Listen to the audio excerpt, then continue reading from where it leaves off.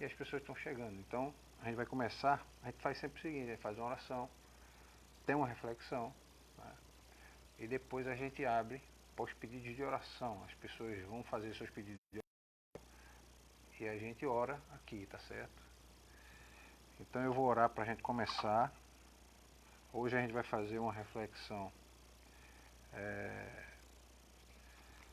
em Gênesis, né, sobre o que é o homem, segundo a concepção cristã, né? Senhor Deus, muito obrigado, estamos todos aqui reunidos, estamos juntos, mesmo separados, mas estamos juntos reunidos em Teu nome. E Tu disseste, Senhor, que se dois ou mais estivessem reunidos em Teu nome, Tu estarias aí presente. E sabemos que pela fé Tu estás presente em nosso meio, né? E fica à vontade, Senhor, entre nós, que o Senhor possa se alegrar com o que vai acontecer aqui e que tudo que isso que vai acontecer é para a honra e glória do Teu nome. É nisso que te peço, em nome de Jesus, amém. Então vejam só, eu espero que o som externo não esteja atrapalhando, porque os vizinhos ligam lá suas músicas, né, nos domingos, e às vezes incomoda, mas eu vou ler o texto aqui que está em Gênesis 1. Gênesis 1, o versículo é o versículo 1 e o versículo 27, tá certo? Vou ler os dois agora. Gênesis 1, capítulo 1, versículo 1 e 27. No princípio, criou Deus os céus e a terra. Criou Deus, pois, o homem à sua imagem, a imagem de Deus o criou. Homem e mulher os criou. Homem e mulher os criou. Um abraço para Henrique, que tá doente, ele estava doente com a Covid, né? Espero que já tenha melhorado, né? O marido da nossa amiga, irmã Lindinalva. Então vejam só. O texto chama a atenção de que Deus criou os céus e a terra e ele criou o homem à sua imagem e semelhança. Então, é a fé em Deus como Criador que conduz à compreensão de que a pessoa humana não existe autônoma, não existe independente, mas ela é uma criação de Deus, ou seja, ela é uma criatura de Deus. Nós somos criaturas porque fomos criados. Então, partindo do fato de que a gente tem um Criador, ou se mesmo a gente admitamos, né, que há um Criador, tá? Porque o cristão ele acredita que há um Criador, aquele que criou todas as coisas. Então, toda a realidade criada, baseada nesse raciocínio, é completamente dependente de quem os criou. Ou seja, toda a realidade que foi criada é completamente dependente de Deus. Se pela fé nós entendemos que Deus é quem nos criou, então toda a realidade criada é completamente dependente de Deus. A gente vai ver e vai ler, né, que as escrituras elas sempre se reportam a isso e dizem claramente que todas as coisas criadas e todos os seres criados são totalmente dependentes de Deus. Eu vou ler um texto que está em Neemias e um outro que está em Atos. E vamos prestar atenção nesse texto. Só Tu és Senhor, Tu fizeste o céu dos céus e todo o seu exército, a terra e tudo quanto nela há, os mares e tudo quanto há neles, e Tu os preservas a todos com vida. E o exército dos céus te adora. Ou seja, Neemias chama a atenção de que Deus preserva tudo com vida. Ele fez os céus dos céus, a terra e tudo que na terra há, nos mares e tudo quanto há neles.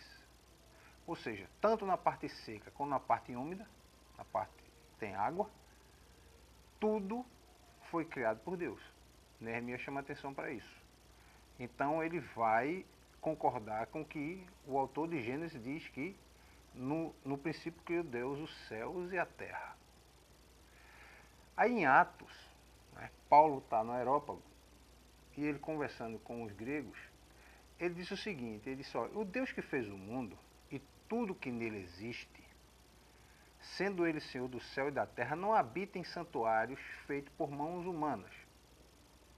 Porque quando Paulo chegou em Atenas, ele viu o quê? Que a cidade era totalmente dominada por ídolos. Né? Se argumenta que Atenas tinha um ídolo para cada tipo de doença, cada tipo de problema.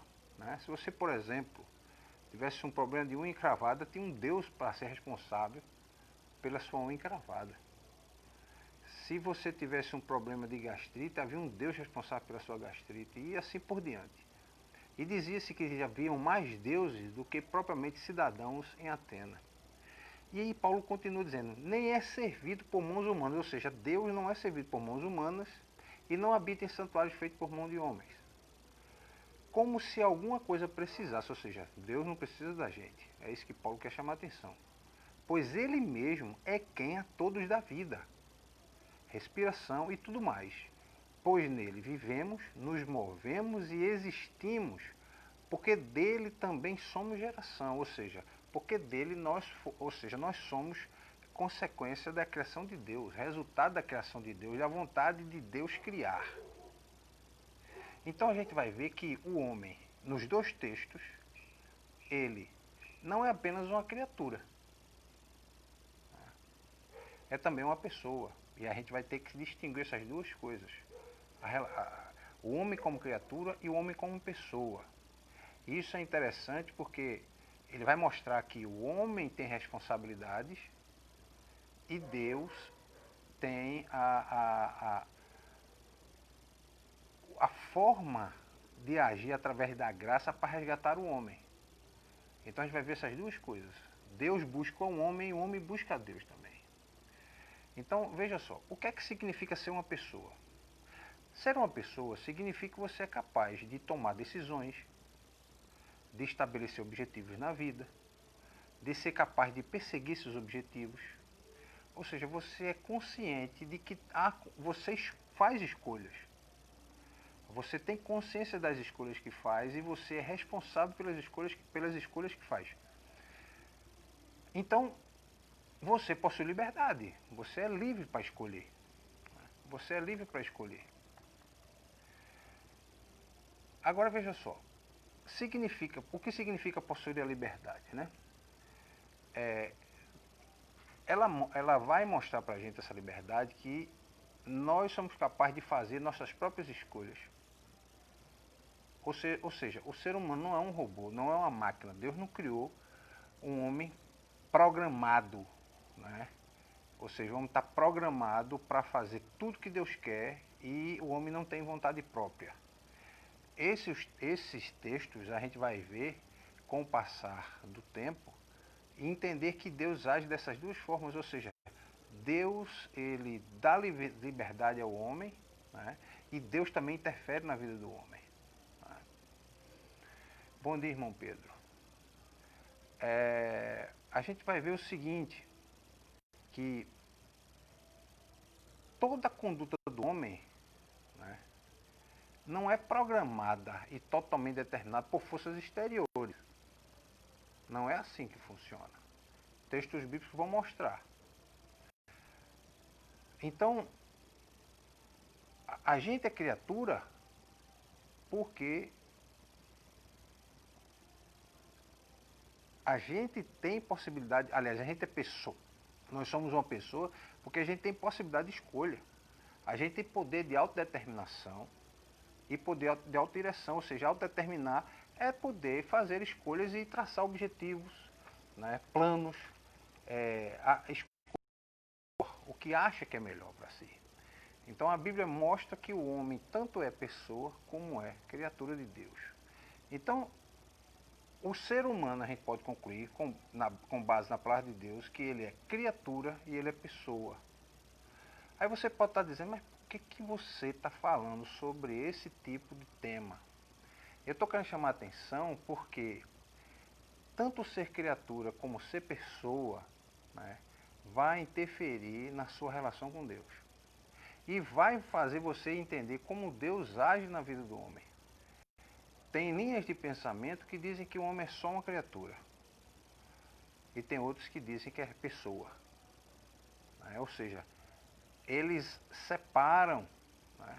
Separam a possibilidade do homem poder escolher seus próprios caminhos. Né? Então veja só, trabalhar esses dois conceitos, de ser pessoa e ser criatura de Deus, né? A gente vai ver que é um mistério. Porque como é que o homem pode ser igualmente alguém que escolhe, alguém que tem liberdade para escolher, e alguém que sofre influência? Ou seja, ele não tem ele tem liberdade até certo ponto e depois ele não tem mais. Né? Deus age na vida dele. Então a gente vai ver mais na frente. Então veja só, ser criatura significa que eu tenho uma dependência absoluta de Deus. Né? A criatura depende de Deus para se mover, para existir. Agora, ser pessoa significa que eu tenho independência relativa de Deus. E a gente vai ver textos, né, daqui a pouco, que o próprio Jesus chama atenção para isso. Você é criatura e você é pessoa. Ou seja, você tem liberdade para escolher e você também depende de Deus. Tá? Então, vê só. Ser criatura significa o quê? Significa que eu não posso mover, por exemplo, um dedo da minha mão. Né? Eu não posso mover um dedo da minha mão ou pronunciar uma palavra a partir de Deus. Ou seja, sem que Deus não tenha interferido. A gente sabe, tem texto na Bíblia que diz que a palavra antes de chegar à minha boca tu já sabes. Saber é uma coisa. Interferir para que essa palavra seja dita exatamente dessa forma é outra. Né?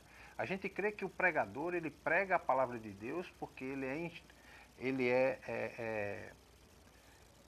instruído, né? e levado pelo Espírito Santo a pregar essa palavra. Agora, o homem, no caso como criação de Deus, ele sendo criatura, eu não posso mover um dedo ou pronunciar uma palavra sem que Deus não esteja interferindo. Ser pessoa significa que quando eu mexo minhas mãos, né, ou quando eu movo meus dedos, eu pronuncio palavras, as palavras saem da minha boca, passam pelos meus lábios, eu é quem as pronuncio. Então eu tenho responsabilidade pelo que eu estou fazendo. Então vê só o que é que diz Gálatas. Né? Gálatas 6:8, ou seja, Paulo escrevendo aos Gálatas chama a atenção do seguinte: não se deixem enganar. De Deus não se zomba, pois o que o homem semear, isso também colherá. Quem semeia para a carne, da carne colherá destruição. Mas quem semeia para o Espírito, do Espírito colherá a vida eterna. Então veja só, diz aqui, pois o que o homem semear, isso também colherá. Então ele diz o quê? Olha, você tem responsabilidade pelo que você faz. Deus, ele dá a liberdade de você escolher os seus caminhos, de autodeterminar-se, de autodirecionar os seus objetivos e as suas vontades. Então esse texto aqui, junto com os outros que eu já li, né, mostra que, de um lado, Deus está atuando na humanidade e, do outro lado, o homem tem liberdade de fazer escolhas. Então, esse é um mistério. Esse é um mistério. De você ver que, igualmente, o homem é uma criatura e uma pessoa. Ou seja, o homem não consegue fazer nada sem que Deus esteja envolvido e, ao mesmo tempo, Deus permite que o homem faça escolhas. Né? Parece incompatível haver essa dependência de Deus e essa liberdade de escolha do homem, ou o livre-arbítrio do homem. Mas, embora seja difícil a gente compreender racionalmente isso, mas é possível, tá, que o ser humano seja igualmente criatura e pessoa se a gente pensar biblicamente nesse fato. Então, vê só, Jesus mostra o seguinte, mostra que, eu tenho dois textos que eu vou ler para vocês aqui, que ele chama a atenção disso, que tanto a liberdade, ou seja, o livre-arbítrio, e essa dependência, essa predestinação, vamos dizer assim, né, de Deus, ela age no homem de duas maneiras. Tanto o homem é predestinado como o homem é livre. E Jesus chama a atenção dizendo o seguinte, ó, em Mateus 11, 28 e 29, ele diz o seguinte: vinde a mim, todos os que estáis cansados e sobrecarregados, e eu vos aliviarei, e acharei descanso para vossas almas. Ou seja, vinde a mim, todos os que estáis cansados e sobrecarregados. Ele não diz assim, venha a mim, de forma imperativa, né? Ele diz que você tem a possibilidade de escolher de vir ou não. E todos que estão cansados e sobrecarregados, eu vos aliviarei e achareis descanso para vossas almas. Em João 6, aí João relata uma frase de Jesus, um texto de Jesus, que diz o seguinte: todo aquele que o Pai me der, ou que o Pai me dá, esse virá a mim.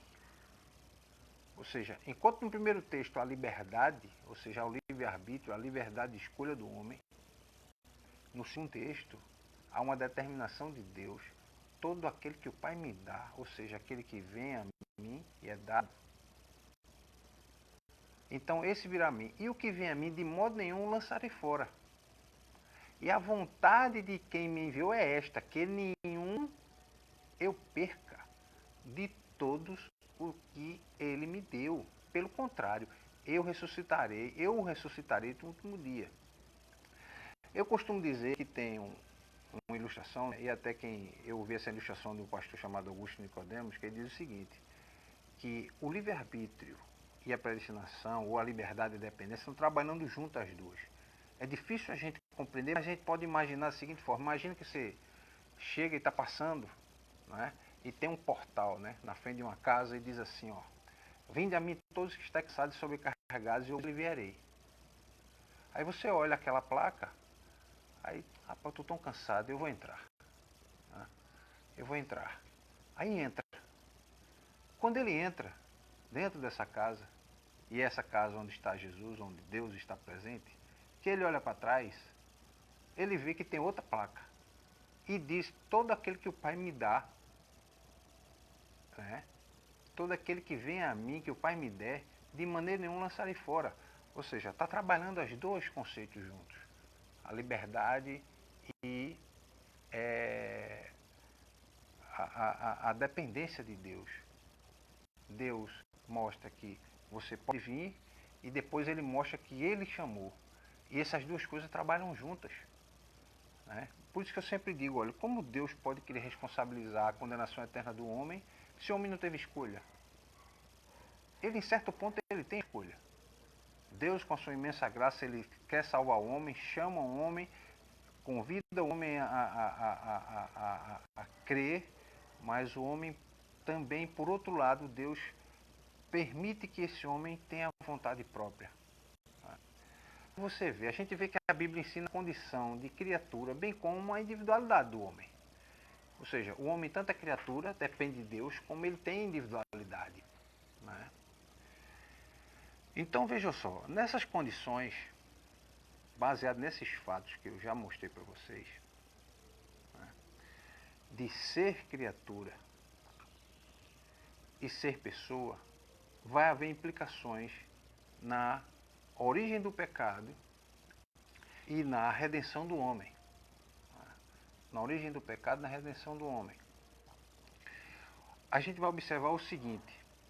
Primeira coisa, há um outro mistério que, além de tentar conciliar esses dois conceitos de dependência de Deus e liberdade, há um outro conceito também que é difícil, né, um outro fato, aliás, que é difícil a gente conseguir ter uma resposta. É o seguinte: o homem caiu e ele está destituído da glória de Deus e ele precisa de Deus para ser regenerado. E Deus veio buscar o próprio homem. Só que a gente nunca vai saber, né, qual foi a razão, primeiro, de Deus dar liberdade ao homem, para ele poder até pecar, e segundo, o que levou, né, a Adão e Eva, no caso, os primeiros pais, né, eles surgir no coração deles esse desejo de querer se rebelar contra Deus. Né? E isso só acontece porque o homem era uma pessoa capaz de fazer escolha. Ele era uma pessoa capaz de fazer escolha. E Deus permite a esse homem e deixa esse homem ter liberdade de poder fazer vontades que contrariem a própria vontade de Deus. Que contrariem a própria vontade de Deus. Então é interessante, Deus permite ao homem poder fazer escolhas. E as escolhas que esse homem pode fazer podem ser tais que elas vão de encontro à própria vontade de Deus. E a gente também não pode esquecer que mesmo um homem podendo pecar, o ser humano permanece uma criatura de Deus e dependente de Deus. É criatura e depende de Deus. Né? E o nível e a magnitude do pecado do homem foi tal que ele só pôde fazer isso porque Deus lhe concedeu poder de escolha, poder de decisão, né? Poder de decidir até servir a Satanás. Né? Quando a gente fala desse poder de Deus, a gente fala no que muitos teólogos chamam de vontade permissiva de Deus. Porque Deus concedeu ao homem a força com a qual ele pecou. Precisava de força no próprio homem para que ele pecasse. E Deus concede isso. Né? É algo que a gente pode não compreender, mas a gente pode até entender que Deus, como sendo soberano, faz escolhas. E as escolhas de Deus sempre são as melhores. A gente pode até não entender, mas poxa, Deus escolheu me dar energia, me dar força, me dar poder de decisão, até de rebelar contra Ele mesmo. É por isso que eu sempre digo, olha, a Bíblia, ela não é o espelho do homem. O espelho do homem, ou seja, não foi um Deus criado pelo homem. O homem não criaria um Deus que condena ele mesmo. O homem não criaria um Deus que condena ele mesmo. Esse Deus que fosse criado pelo homem, ele teria os mesmos defeitos, os mesmos erros que o homem tem. Ele não seria perfeito além das nossas realidades, além das nossas possibilidades de raciocínio.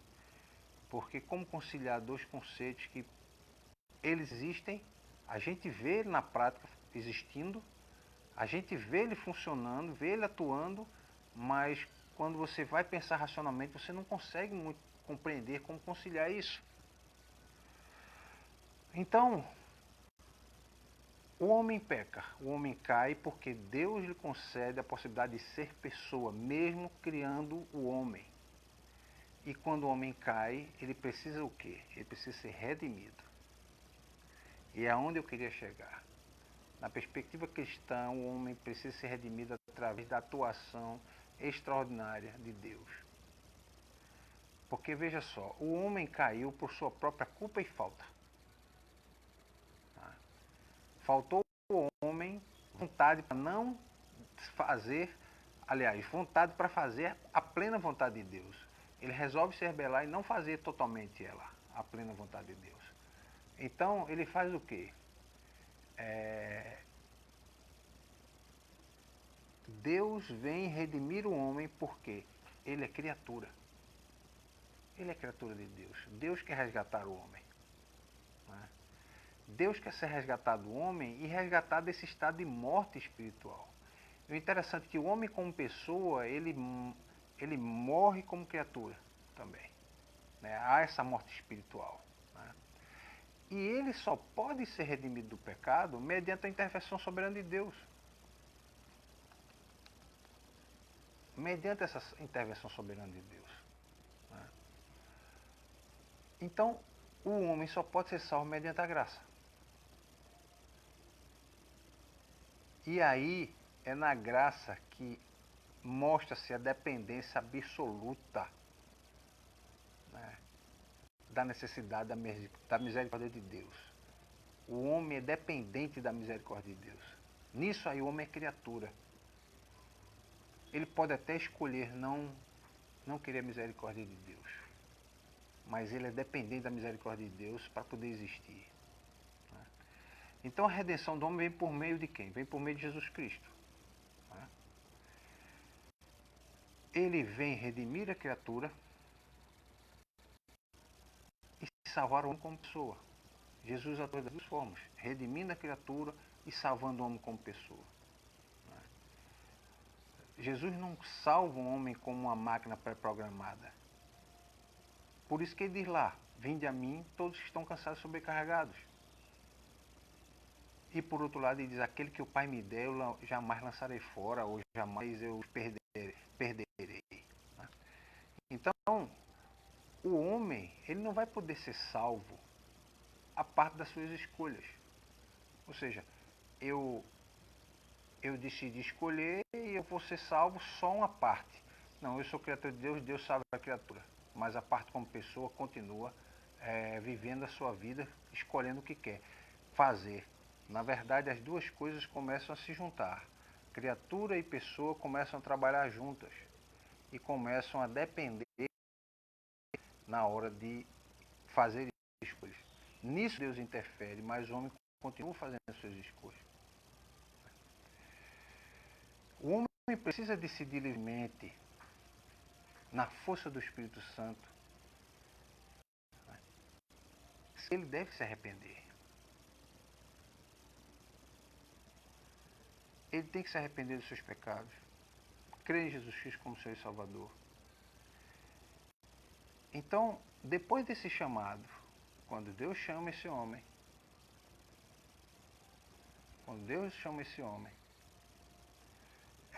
ele faz uma escolha.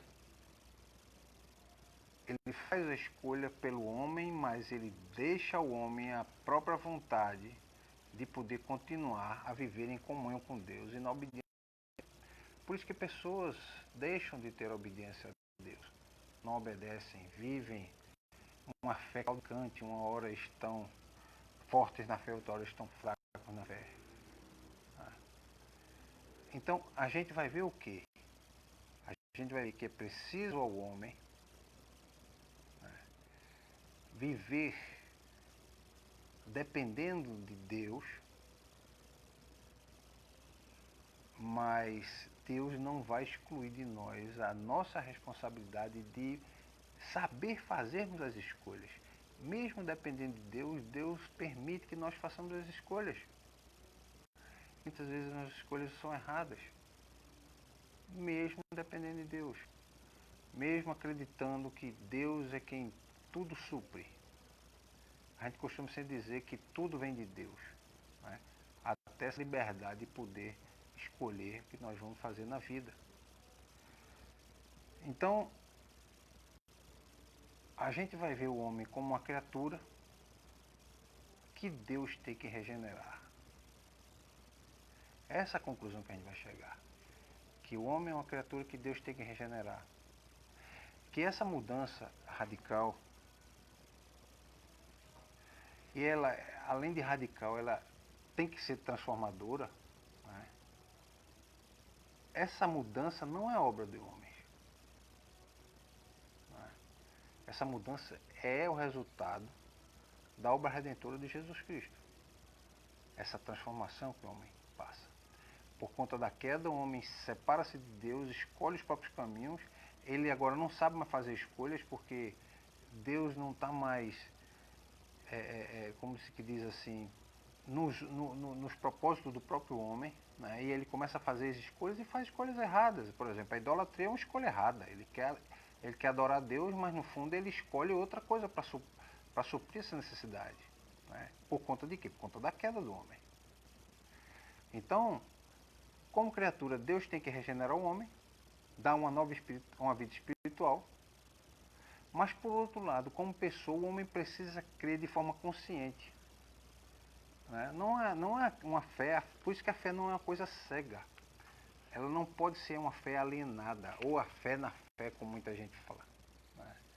Ela tem que ser a fé em Deus. E essa fé ela tem que ter um pouco de racionalidade também nela. Por isso que Paulo diz, olha, quando você fazer o seu culto, faça o seu culto de forma racional. Você tem que pensar no que você está fazendo. Porque muita gente leva a expressão máxima do emocionalismo é que acha que o culto tem emocional. Se o culto não for emocional, não tiver emotividade, ele não é um culto a Deus e o culto não foi bom. Né? Eu não consegui me emocionar. Deus não estava presente. E não é bem assim. Tá? Paulo diz também o seguinte, que a regeneração é dada por Cristo e ele transforma a vida da pessoa. Porque diz aqui em 2 Coríntios 5, ó, portanto, se alguém está em Cristo, é uma nova criatura. Ou seja, é uma nova criação, é uma criação regenerada. As coisas antigas já passaram e eis que surgiram coisas novas. Então essas coisas novas é o quê? Um novo horizonte de escolhas que você vai poder fazer baseado naquilo que Deus vai ensinar para você por meio do Espírito Santo da sua palavra. Né? Então, a gente vai ver que, por exemplo, a mensagem do Evangelho de Cristo, né, e foi através de Jesus que ele nos trouxe a libertação pelo pecado. Nós éramos escravos do pecado. Ele nos trouxe, nos deu novamente o direito de nos tornarmos membros da família de Deus. No começo, éramos membros da família de Deus. Éramos filhos, criados. Quando o homem se rebela, há uma quebra. Já não somos mais filhos, somos apenas criatura. A pessoa resolveu viver como desejou seu coração.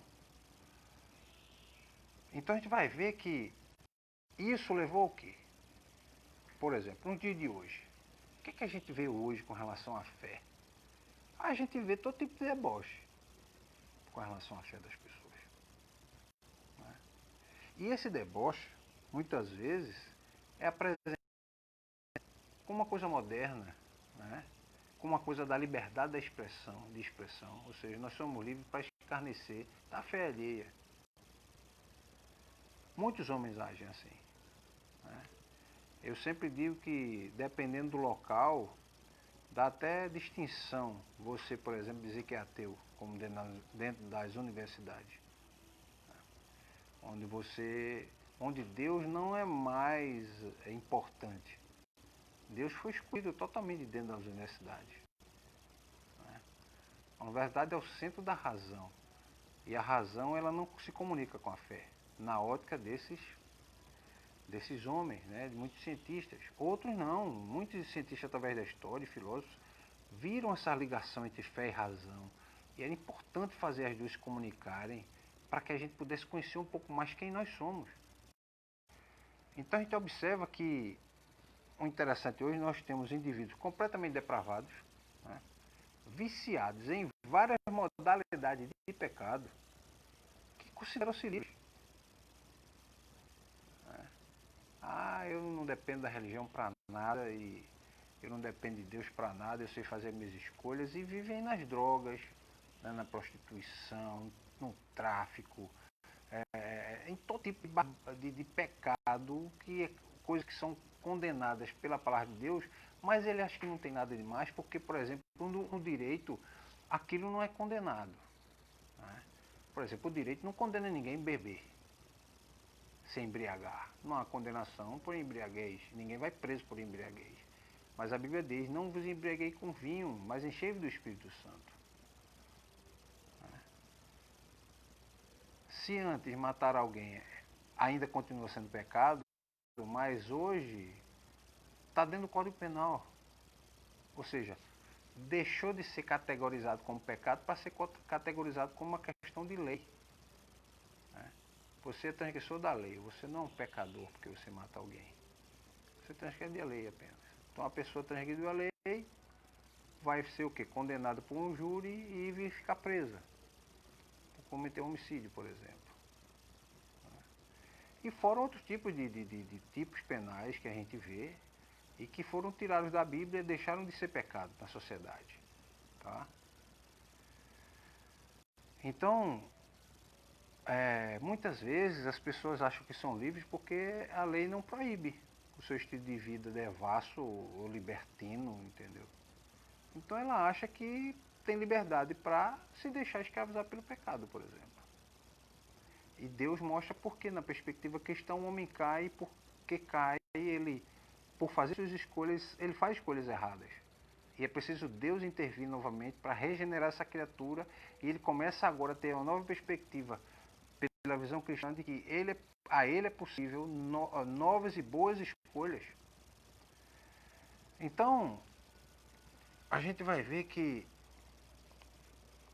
no fundo, que Deus quer regenerar o homem. Quer regenerar o homem porque o homem não consegue fazer as melhores escolhas, embora é dado a ele a liberdade de escolher. Deus quer intervir na humanidade, intervém porque ele é um Deus que nos vê como criatura dele, que como criatura precisamos ser regenerados, mas também nos vê como pessoa, e como pessoa nós temos que saber fazer escolhas. E muitas vezes essa liberdade de escolher, se eu não estiver dependendo de Deus como criatura de Deus, eu não vou saber escolher, eu não vou saber tomar as melhores decisões e fazer as melhores escolhas. É isso que o próprio Jesus quer fazer com o homem. Então, na perspectiva cristã, né, o homem é criatura e pessoa. Na perspectiva de muitas ideologias ou princípios filosóficos, o homem é apenas uma pessoa. Né? Ele não tem nenhuma relação com Deus. Deus não existe. Então, essas ideias antropológicas, elas falham por isso aí. Elas não conseguem perceber, né, que o homem tem esses dois lados. Ele é pessoa e criatura de Deus. Ele como pessoa escolhe, ele como criatura ele depende de Deus, ele sofre influência das opiniões que Deus quer para ele, mas infelizmente é o que o mundo estabelece. Né?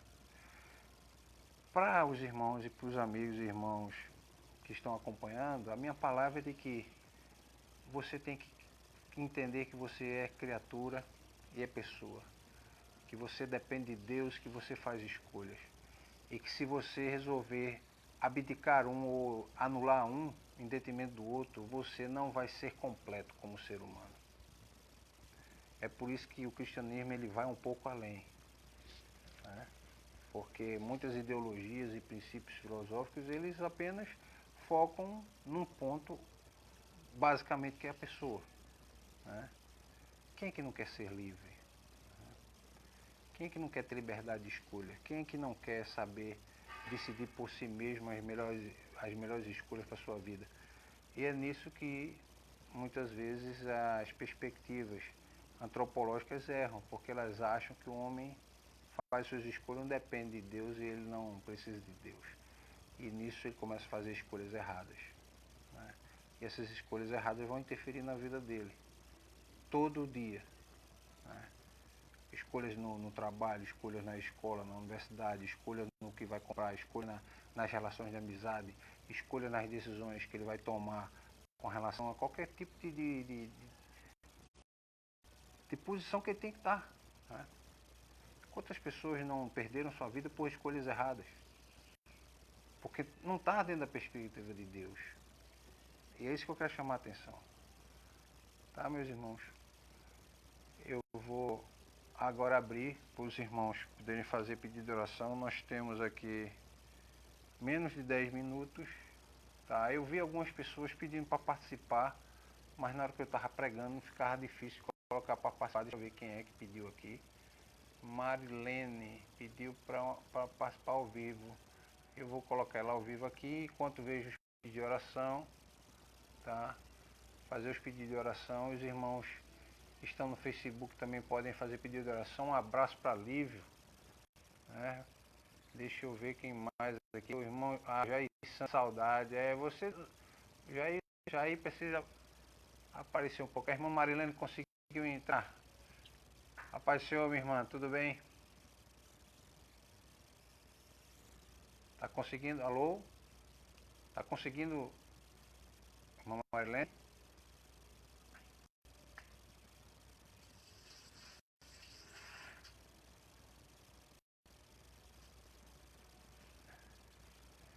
A conexão não estava boa. Tem algum problema? Deixa eu ver se tem mais alguém. Temos não. Pedido de oração. Temos 3 pessoas que estão no Facebook e temos 6 pessoas no Instagram. Vamos ver quem é que está no Instagram aqui.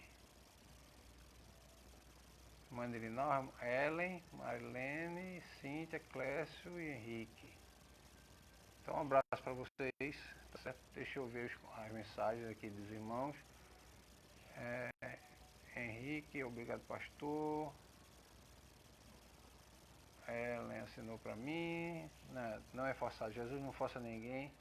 Não, pelo contrário, ele faz um convite. Ele é bom, paciente, benigno. Somos dependentes de Deus. É isso aí, Henrique. É isso mesmo. Um abraço a todos, os irmãos, o pastor e a sua família. Um abraço à irmã Cíntia. Tá? Estamos esperando, né, com o retorno das atividades. Eu acredito que nos próximos 15 dias estaremos retornando. Essa semana que vem aqui no Cabo vai começar a abrir shopping, algumas lojas, né, e devagarzinho nós vamos abrindo. Embora a realidade vai ser um pouco diferente, mas nós vamos voltar às atividades no templo também. Que é importante, muitos irmãos estão praticamente 2 meses sem ouvir mensagens, sem participar dos cultos, estão em casa fazendo seus cultos e devocionais, mas é importante a gente estar junto também, né, de forma comunitária, adorando a Deus. Temos algum pedido de oração? Né? Um abraço para a Dodi, né, que mandou um amém aqui. Tá? Um abraço para a Esmeralda, que mandou aqui um abraço para meu amigo Marcos, toda a juventude, da juventude da gente. Então, meus queridos, não temos pedido de oração, eu vou orar para a gente poder encerrar. À noite, nós vamos 7 horas continuar com outra reflexão. Né? A reflexão da noite vai ser o seguinte: porque ao desafiar o espírito do mundo, fazemos-nos inimigos do mundo. Né? Com base em Mateus 5,11. Né? Bem-aventurados sois quando por minha causa vos injuriarem e vos perseguirem, mentindo, disserem todo tipo de mal contra vós. Isso está em cima do tempo base lá, o Sermão do Monte. E a gente vai ver porque ao escolher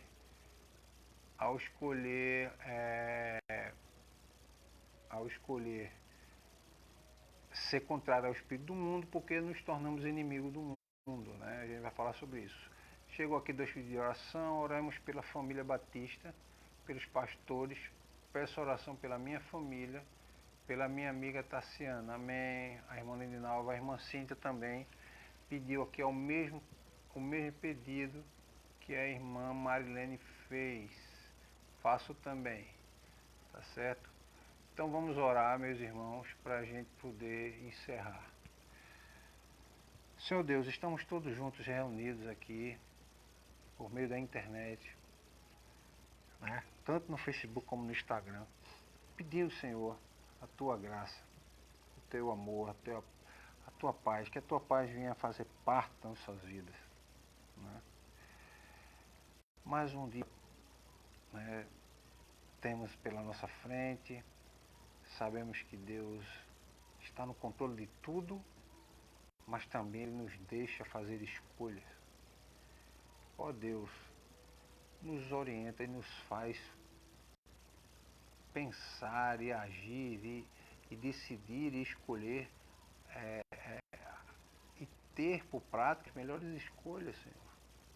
As escolhas que estão dentro do propósito de Deus. Porque sabemos, Senhor, que há caminhos que parecem direito ao homem, mas o fim dele é a morte. Esses caminhos estão aí para todos poderem escolher no mundo. E muitas vezes as pessoas fazem escolhas erradas e o fim delas é a morte. Se nós abrirmos os noticiários, vamos ver pessoas que foram assassinadas essa noite. Pessoas ainda vão ser assassinadas durante o dia, Senhor. Tudo porque fizeram escolhas, tanto o homicida como o assassinado que foi morto. E eu sempre lembro daquele texto que o Senhor conversou com Caim e disse: que da terra ouviu o sangue de Abel clamar por justiça. Ó Deus, esteja protegendo-nos, nos livrando do mal, nos acolhendo e nos ensinando, nos orientando e nos fazendo observar e entender que as melhores escolhas estão baseadas em Ti e na Tua palavra. É isso que eu te peço em nome de Jesus. Amém.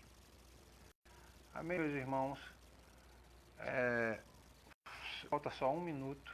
Daqui a pouco vai começar a abrir a contagem para mim. Eu vou encerrar e até a noite. À noite a gente volta a se encontrar.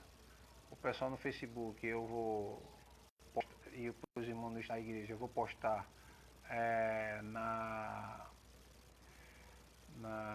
no YouTube, tá certo? Eu vou baixar aqui, eu tô baixando, já botei 2, vou botar, acho que eu consigo botar mais alguns hoje e colocar no YouTube, tá?